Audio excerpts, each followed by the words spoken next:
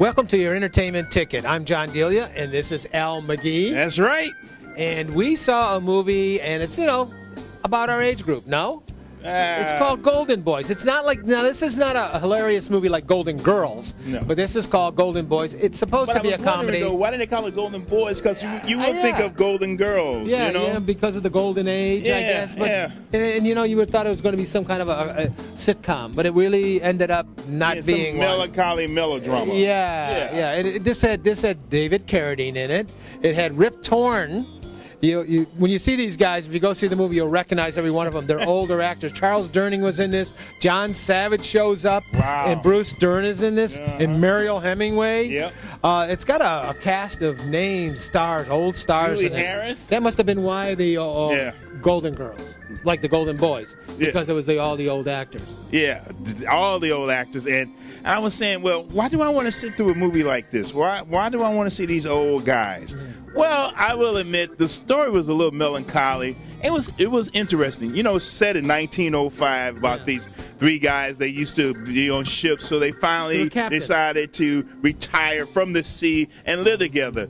But they got a little lonely because the house got dirty, and they finally wanted someone to get married. Right. And so, they put an ad in the newspaper, right? Oh, yeah. And, I was thinking about that. That was the first Match.com, wasn't it? The newspaper back then. The first Match.com. And I cracked up. And this girl comes on the train, and she's this ugly-looking thing, right?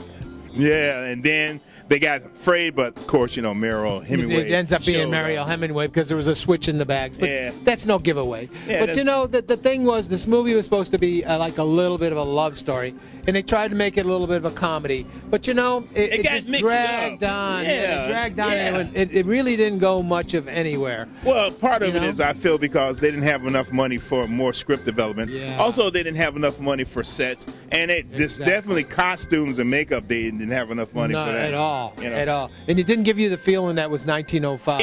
It did not give you the feel. Part of it was the language, because there was some colloquialism that they did use back there in 1905 that they did not use there. Mm-hmm. And also the way they presented themselves, because back then men treated women like property still, but they treated women like we treat women today, like they are queens now. Yeah. And it was accepted back then. Yeah, but and maybe these guys was different. Maybe that's the point of the story, but I didn't get it. Yeah, it's same here.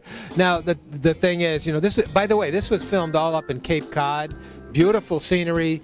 But but they made it so dark and damp. I was just going to say, they had all this beautiful scenery to shoot, and they end up, even the drama prose, it looks just like you're shooting the scenery again. Yeah, exactly. It didn't look like a very inviting place. Who wants to live there, I said. Yeah.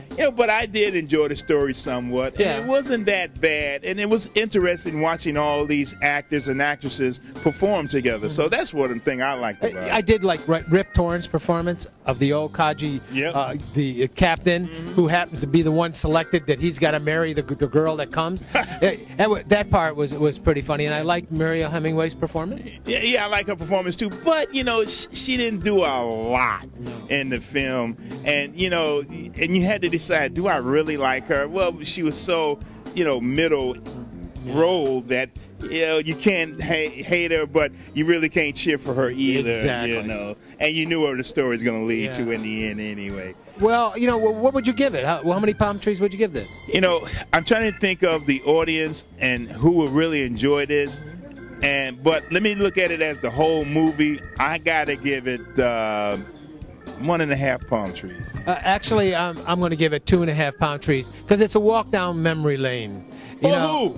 For me. 1905? Well, no, the actors. I'm talking about the actors and their. You get to see all these old B actors now, but these are B actors. These are not top-rated actors. Back in the time, they weren't. Mariel Hemingway did a pretty good job of putting herself in the 70s and 80s. Yeah, that's what I mean. And David Carradine, television, kung fu. That's the only thing he's really famous for. And Kill Bill, though. But but that's what I'm talking about as far as memory lane. Things like back when they were that famous. But you're gonna give them that many palm trees because the actors are in it, or because the acting was good?